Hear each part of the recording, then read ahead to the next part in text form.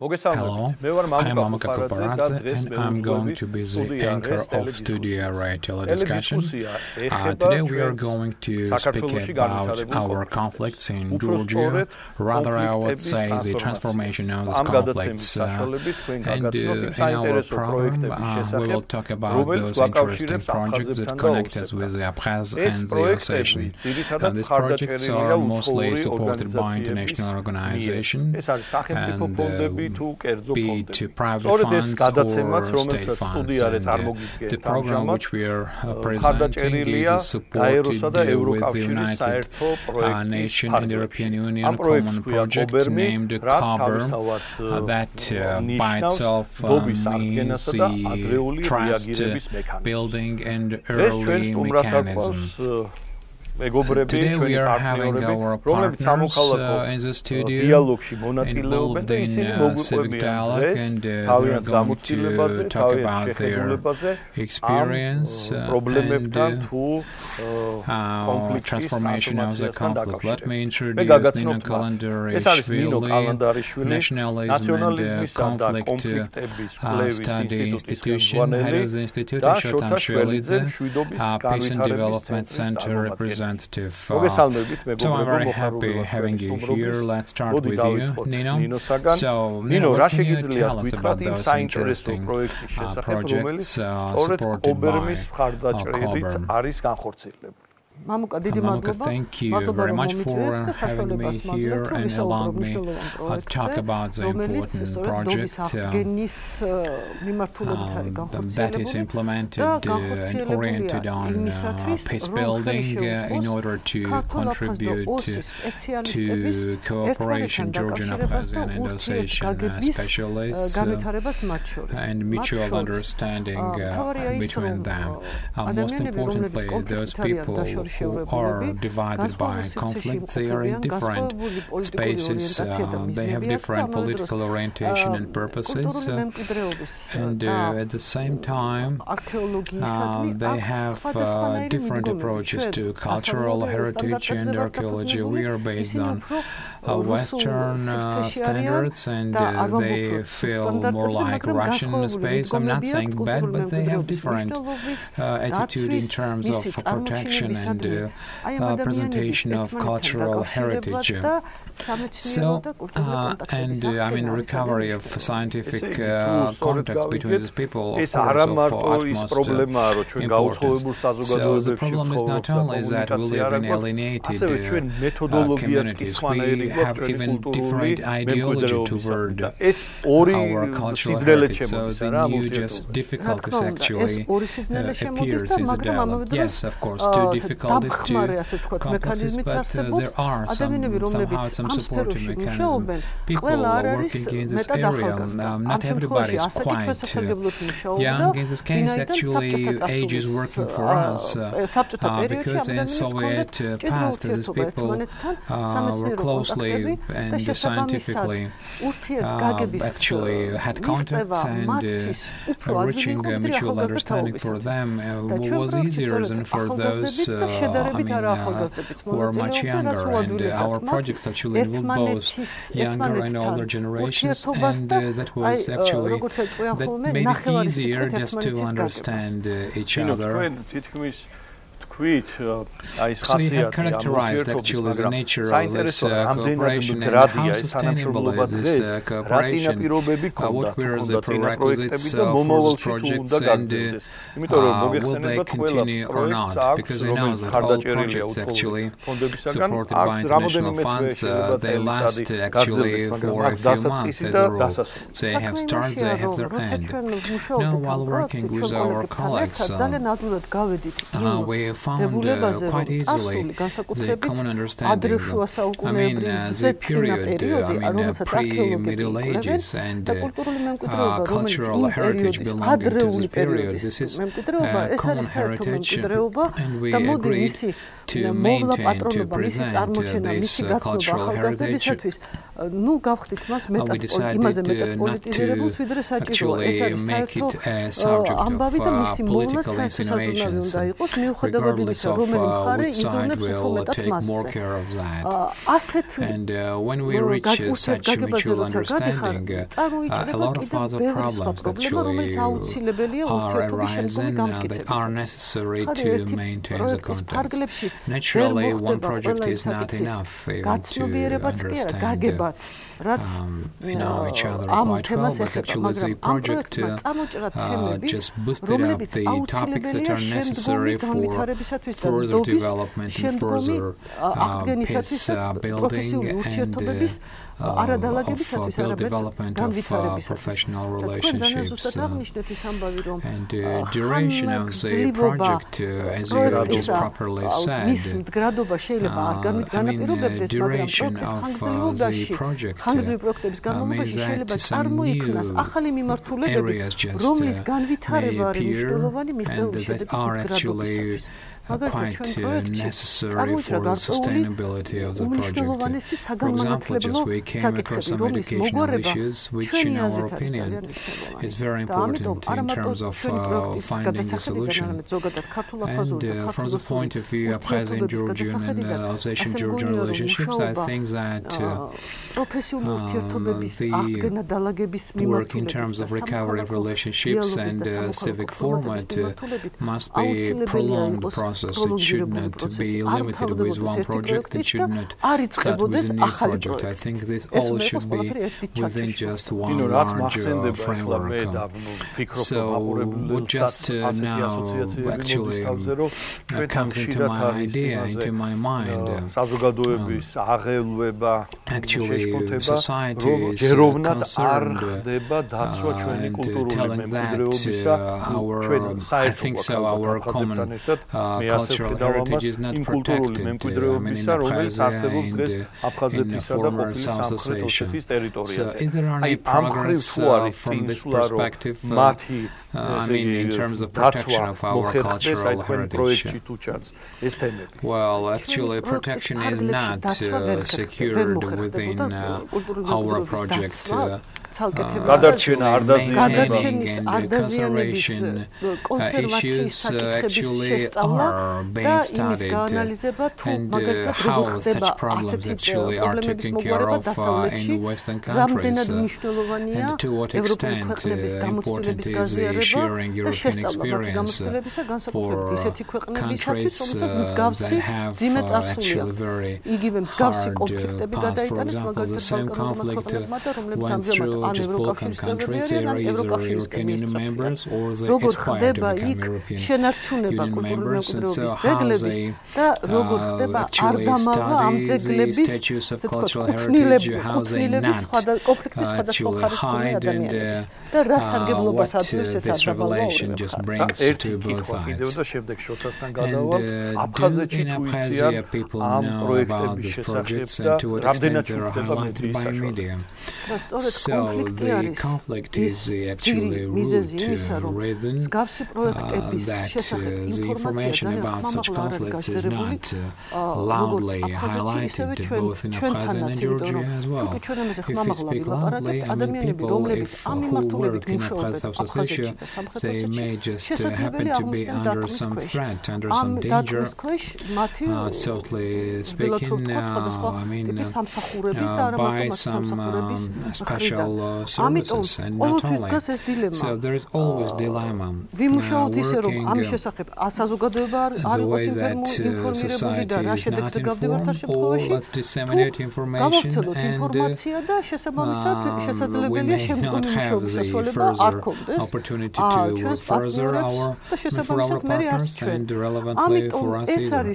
So this is accompanying effect of the project, and we have to work on that. How it should be done, I think it needs some open and heart-to-heart discussion, relationships with partners and with funds and with international society, both on our behalf and on behalf of those people just living on the next side of the division line. Thank you very much. You explained very well these problems, because our society is not informed, is sometimes not happy.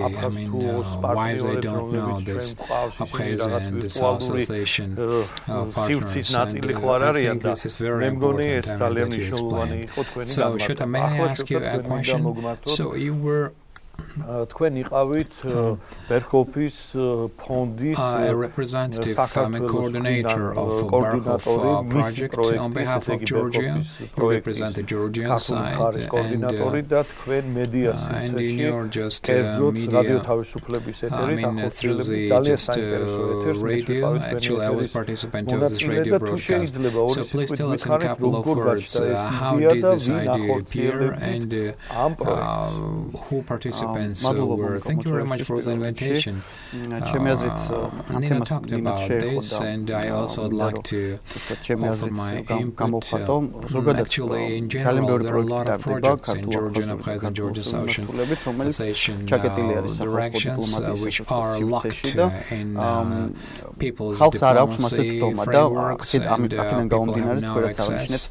And definitely that causes questions. What Abkhazians think, what Ossetians think. Yes, there are a lot of stereotypes, prejudices, and some illusionary attitude. In general, while building a peace, it's very important for people to get interested, for the media to get interested in what's going on.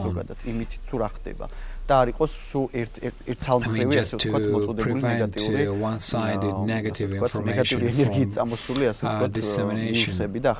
And I think this program is also important because these projects actually do have meaning, may not, but of course I'm not talking about political importance. And as for our Berghop project, that was finished, as early as just 2 months ago.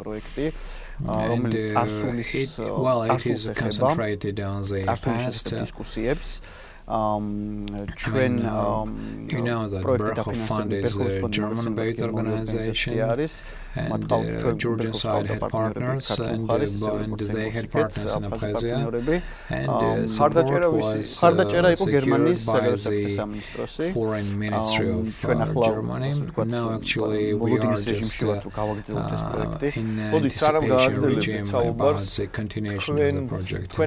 Actually we have some report about your project, and please just comment the shots and tell us about the implementation ways of the project.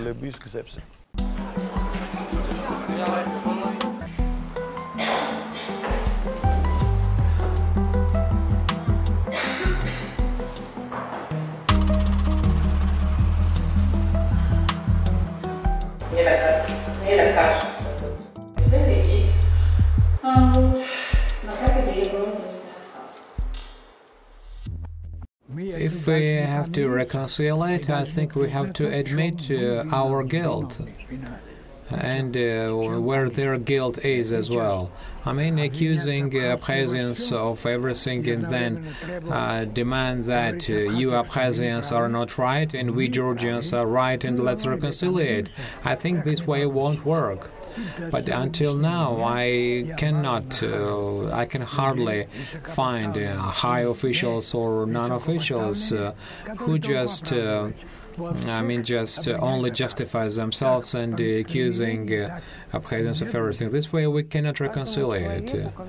I mean, when someone feels pain, they need to express themselves.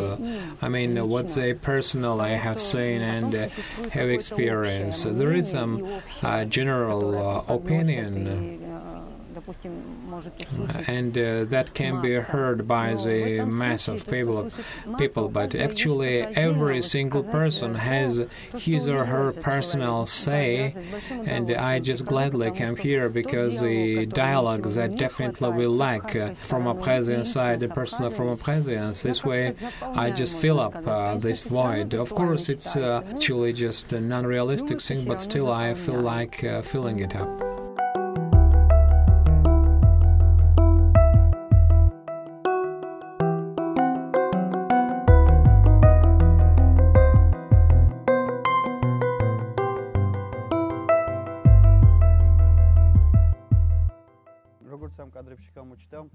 As you have seen, our methodology, as I said, just means the past, is oriented on the past. We record biographies, interviews of Abkhazians and Georgians. These interviews have no political meaning. A person simply tells how he or she lived before, during, and after the war. So a person tells us about his own life and pain. And given that we have poor information about the Abkhaz and it's heavily politicized, when taking just only one person, well, I think it's very good way to have a dialogue where you speak about the past, and as it turned out, past is the issue which Abkhazian community is interested in. They expect a lot of Georgian society, analysis and answers which realistically have not taken place. About the things which happened to us in the 90s and what happened to all three societies. Actually, I was participating while just analyzing the reason for war. One Georgian actually would tell his own story, and some Abkhazian just was telling his own story. It was interesting for me too. It's very important to listen to others, to actually put yourself in his shoes. And see the things about which you have just a long formulated idea. This effort helps you to understand the position attitude of your opponent, and after that, if you successfully try that, it becomes easier to understand others. And we allowed some listeners just to express and look at the things from different points of view. In terms of media, definitely it was interesting for us. Not to get locked in one room and just leave the room and just get out. Sometimes media is not interested actually just in many projects, but we were lucky, and Radio Freedom allowed us to have a common project named Point of Intersection, a weekly program on Radio Freedom. And in all programs, we used Georgian, Abkhazian, and Ossetian respondents' biographic interviews. They talked about different things. First 10 programs actually were dedicated to escalation period, then war period, so different thematic subjects in short. And of course, in the first part of the program, we listened to interview, and then with the journalist of Radio Freedom, we analyzed. I think you both were guests of this program, so not only we were oriented not only on Georgians but on international. Just Paula Garb actually was our guest, Dieter Boden as well. So, but mostly we wanted to find in Georgian society those people who were interested in the past. Who were interested in just in studying people's personal lives, and we actually got a lot of young people involved and who came and talked and analyzed and studied these or those topics and stories. In these two programs which we recorded, we used Skype and invited some Abkhazians, and in other words, in Abkhazia people are interested in the thing.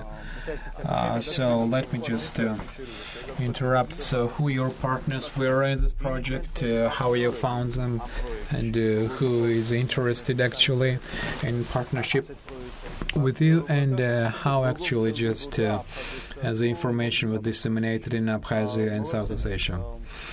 Well, in general, it's not the first project. Actually, we have been working for 20 years in this area, and they are our long-time partners. In Sukhumi, we have an organization.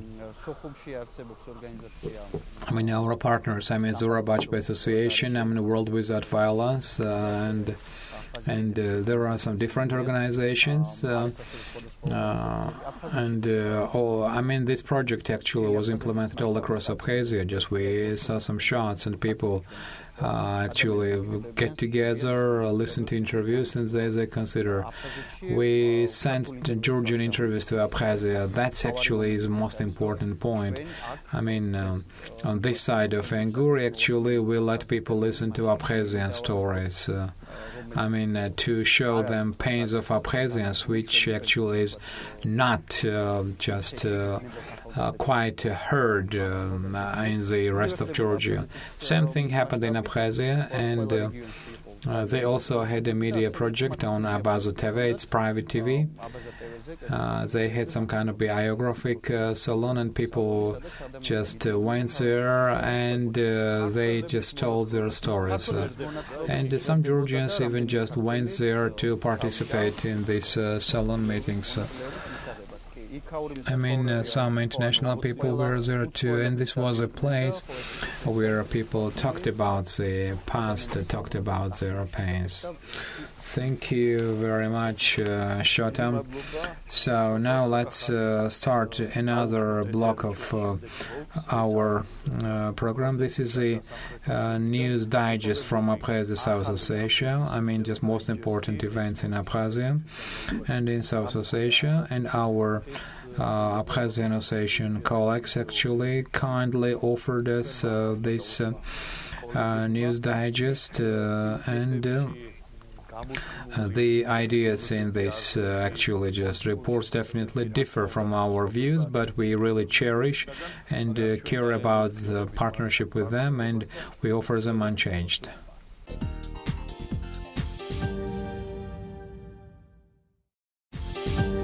October 27th in Sukhumi, 8th Russian Abkhazian Business Forum was conducted, where main issues were economic cooperation between two countries, and about 400 people participated, including business sector and governmental sectors of both countries. Most important issues, joint projects in agriculture, trade, and economics, and a lot of documents were signed about economic relationships. November it fell in Abkhazia, and Nauru's president visited the country, Baron Bakachan, and at the meeting between the two presidents, the presidents talked about the current situation and prospects for the future.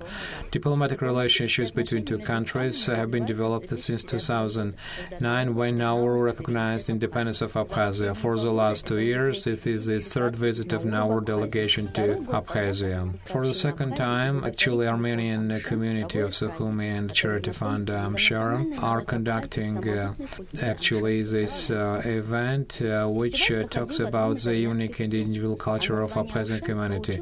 It was conducted in one of the Armenian villages and named the Amsheni. It's dedicated to the small part of Armenia now, which is in territory of Turkey, and from this territory 100 years ago Armenians moved to Abkhazia in order to survive Turkish genocide, and both Abkhazian and Armenian communities participated in this celebration.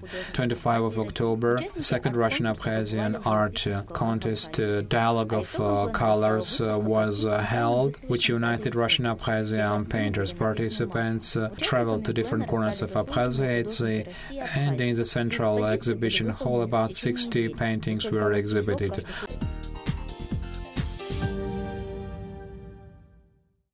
President Anatoly Bibilov hosted the Abkhazian delegation and said that he's always happy to see guests from friendly republic. He also just pointed out that relationships between two republics are developing dynamically. Levan Galustyan, People's Assembly of Abkhazian Parliament speaker, said that 2017 was very fruitful. 2017 was very fruitful in terms of development of two-country relationships, and added that Abkhazian president is going to visit South Ossetia at the end of the year. Today, in the State Committee of Information and Printed Media, South Ossetian President held a conference. Anatoly Bibilo talked about his official visit to Moscow and its results. He also declared that relationships with strategic partner is unchanged and Russia will continue to support South Ossetia comprehensively. At the visit, they talked about all important things for the Republic, about gas supply to South Ossetia, and the gas supply works will start in the next year. Alexandra Tibilov, State South Ossetian University, is 85 years old. So the 85-year-long history is divided into two. First, it started with the inauguration of legendary pedagogical university, and now this is the only higher educational institution of the Republic with idea and far-reaching plans. Despite the rainy weather, the guests visited the sites of Tskhin Valley. Among the guests were guests of Russian Federation, South Caucasus University, rector, politologists, and famous public figures. On November 19, St. George's Day is celebrated in South Ossetia, one of the most important celebrations and holidays. Traditionally, it lasts during 1 week. It is celebrated after the bread is harvested and all agricultural autumn works are over. After hard-working days, it comes time to rest and families are relaxing.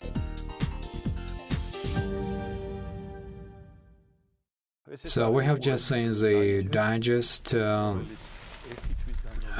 offered us most important events for the last month.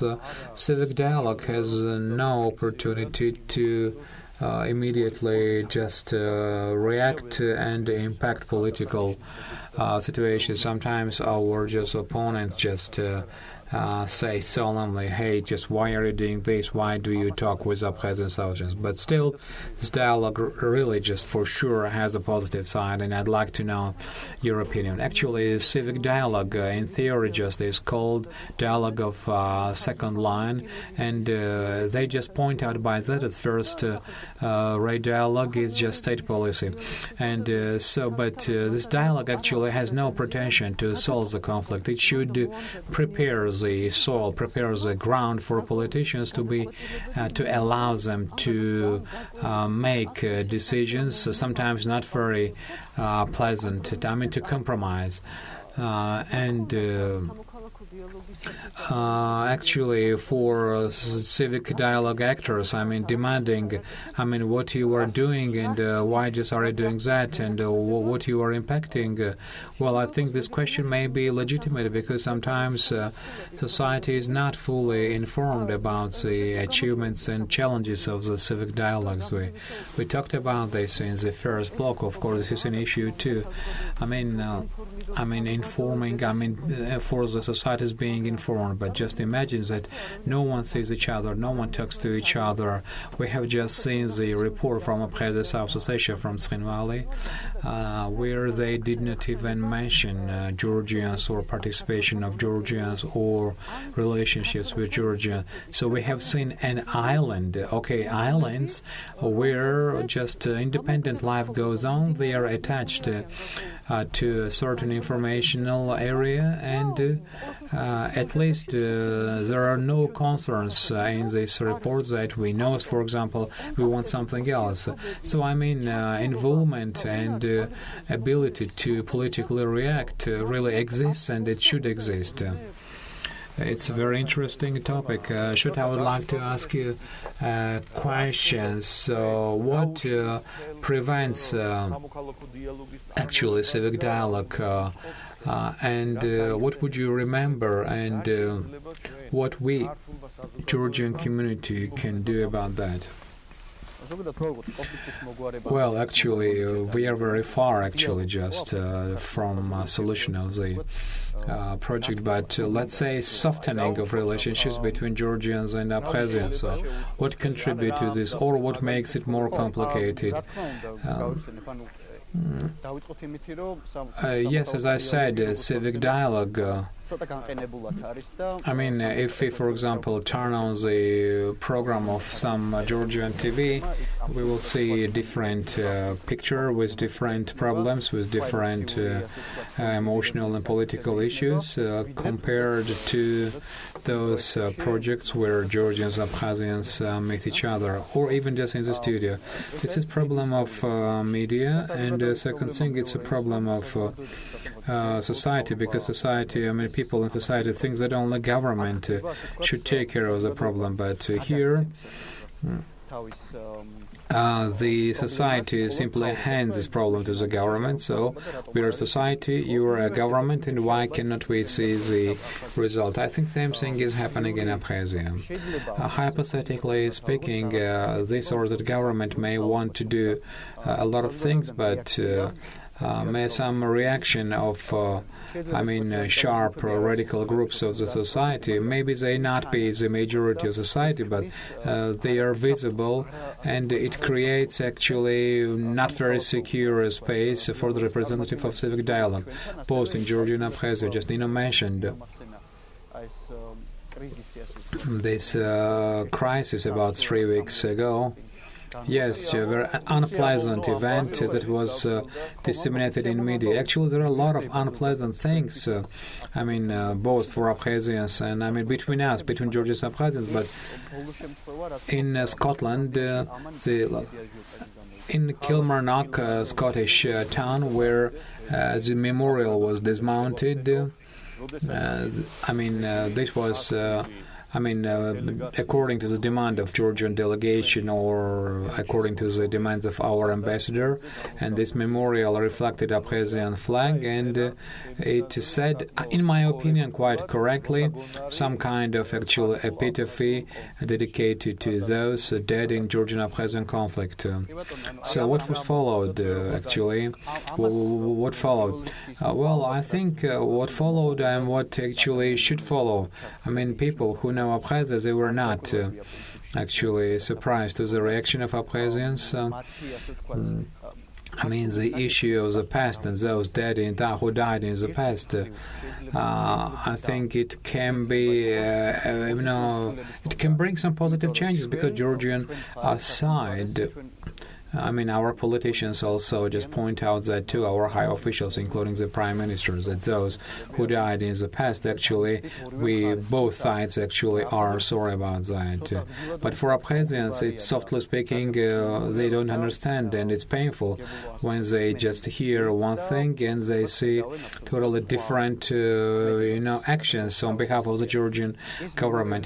Dismounting of this memorial, even just temporarily, and we don't know the wages it will be returned. For Abkhazians, it's a very negative fact, and it blows a severe, actually, strike of this peace-building process. There are a few things that Abkhazians are demanding at the meetings, where we attend, actually. One of them is, agreement about non-aggression pact agreement. Then we should not speak about occupied land, as they feel abused by this talk. These main things, actually, that comes to my mind. And there are some details, for example, at least this Kilmarnock memorial story that got Abkhazians irritated. The question is, in order to solve or transfer the conflict, should we turn a blind eye to something, even if it goes against our policy? How we should overcome this dilemma? You think this Kilmarnock story is very interesting and is a multi-layer problem. First thing, the epitaph, actually, the wording on this memorial just said that, it's dedicated to memory of those who died in our friend city Sukhumi. So it says the Georgian-Abkhazian conflict. They didn't call it a war.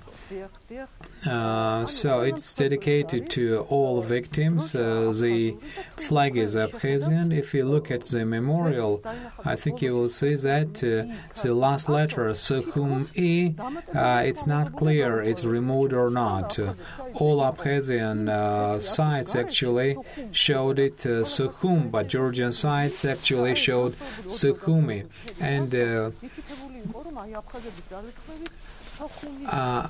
And Georgian media pointed out that Abkhazians tried to remove the last letter. I mean, the perception of the dead, regardless of ethnical origin, actually, just point was that, a message was that we even politicize this issue, mostly in Abkhazia, because actually the protest was against just political charge, and NGOs also just pointed out 5 or 6 political demands for the dialogue in order to be continued and the civil dialogue. For example, opening transport corridors, air corridors and railway corridors, and actually raising these political demands. Of course, they know that it don't fit this format, but they have no other way, and they raise these issues to defend themselves. But I think the most important thing is how Georgian society actually perceive that we should conduct some changes in our policy, not because Abkhazians like or don't like that. It's necessary for the development of our society, and also important thing is that this memorial was just erected in 1995. It was a very good example of Western attitude towards the conflict. Based on the European Union is based on the reconciliation. On the background of the World War consequences, reconciliation took place between the countries involved in the World War II. And that actually was a ground for future European Union. And in Scotland, this memorial was erected to the memory of everybody, regardless of the symbolics. And we talk about this memorial based on the information which was disseminated in the media. But then the Minister of Foreign Affairs shows the situation from different angle. So I think that broadcasting, rapid information and disseminating, hurried up, expedited information, I think don't contribute to reconciliation policy. And of utmost importance is the existence of reconciliation document. Of course, the coordinated involvement of different agencies in order to implement the principles of this reconciliation document. By the way, there was one article, a Abkhazian article, just about this Kilmarnock issues, and an Abkhazian author just questions the importance of civic dialogue for the 4 years, because he just pointed out that Georgian civic society representatives did not even say anything about that. It was something like a feedback, meaning that Georgians should raise their voice. Actually, it showed me another problem. Yes, some things are happening around us which we cannot turn our blind eye to. Even the just reconciliation and non-recognition of policy of Georgia, sometimes they don't fit. Actually, for Abkhazian associations, I think it should be revised, because we would always come across and we would disappoint the Abkhazian association, who would be actually hoping for something, because at least from Georgian space, there is less aggression towards Abkhazian associations. For me, actually, it was very important, the issue about Kilmarnock Memorial and Western Council decisions. We saw how independent actually are just local governments from central government in the United Kingdom. So local governments in UK actually is a realistic government who can make realistic decisions. They didn't say that we are dismounting the memorial. They said that they would look into the issues, and with this purpose they took the memorial to those people, who's actually let's say, members of this enterprise simply participated in creation of this memorial. So in order to recover the dialogue and reconcile it with the associations, I think we should give up something without compromises. No reconciliation will take place. No, just coexistence is possible. Now let's ask Nino Gelachvili, our journalist, to tell us about media monitoring in Abkhazia Association and to what extent the hate speech is involved.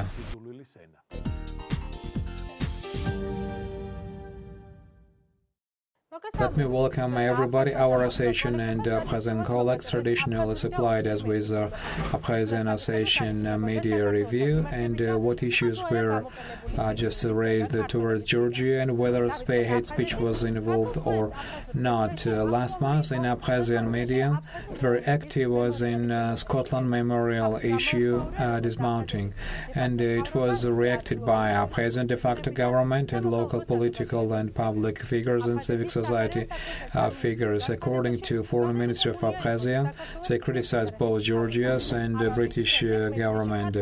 After that, a lot of negative statements were in media towards Georgia. So dismounting the memorial, Abkhazians perceive as vandalism, whose purpose is to delete the historical memory of the Abkhaz. The statement said that this is not the first case. 1992 October, Georgia's government burnt and destroyed Abkhazia's language, literature, history, Abkhazian Institute buildings, and Abkhazia State Archives. After these barbarian activities, unique documents of Abkhazian history and culture were destroyed. And this was actually just considered as barbarism. In South Ossetia, the newspaper Republic writes that first Jehovah Witnesses were ethnic Ossetians that entered Ossetia 1990 from Georgia with Georgian partners, and they had only one purpose: to get acquainted with civilized religion, and therefore they sent Ossetians who even just today live in here. Information agency republicizes the article about Georgia-USA relationships. For Washington, Georgia's gate to South Caucasus region, the USA finances and trains the army, supports non-NGOs, sets up occupation museums, etc. Georgia's government calls it assistance at no charge, but time will come when Georgia will have to pay it well. According to our Ossetian colleague, South Ossetian media shows Georgia as an enemy that uses non-friendly rhetoric and strengthens military aggression. In Georgia media, we have not come across any hate speech used towards Abkhazians and South Ossetians. More active are political rather than social economic issues. First Deputy Minister of Georgia's Foreign Minister David Zelkolyani participated in European Council Deputy Ministry Committee meeting, talked about the occupied territories of Georgia. David Zelkolyani made a speech in Committee 1299 meeting where they just heard Secretary General reporting about conflict in Georgia. In Tskhnevala, Georgi Ionashvili was received out of, or just released out of the prison. Georgia's government, Georgia's just citizen, who was sentenced to 20 years. And until Bibilov just actually pardoned him according to his Abkhazian colleague requires. Patriarch's delegation participated in Moscow, Russia's patriarchship recovery and 100th anniversary of this event. However, they will talk about the situation in Abkhazia with high officials of Russian Church. In Gala region, the basic primary school was shot, and children and teachers were distributed among different schools. However, 5 teachers' future is not clear. Amber Bidachi writes it from Abkhazia. 3-year child was brought to Zugdidi, who was beaten by stepfather allegedly. The agency writes that it's inevitable to open Abkhazia's real estate market, which may be beneficial for Abkhazia. This is all, and we will talk about the results in the next program. Thank you very much. Bye-bye.